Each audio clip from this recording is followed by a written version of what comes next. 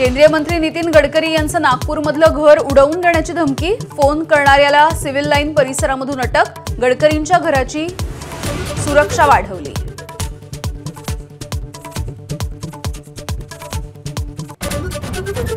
मराठा समाजाकडून अहिल्यानगरमध्ये मराठा लग्न आचारसंहिता संमेलनाचं आयोजन, पुण्यामधील वैष्णवी हगवणे आत्महत्या प्रकरणाच्या नंतर आचारसंहिता जाहीर, प्रचार आणि प्रसारासाठी संमेलन।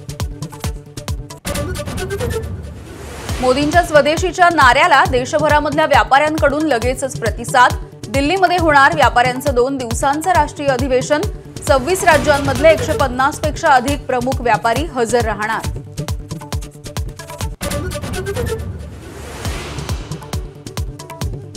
नाशिकमध्ये बाकावरती बसण्यावरून 10वी मधल्या विद्यार्थ्याची हत्या, सातपूरच्या ज्ञानगंगा या खासगी क्लासमधली धक्कादायक घटना।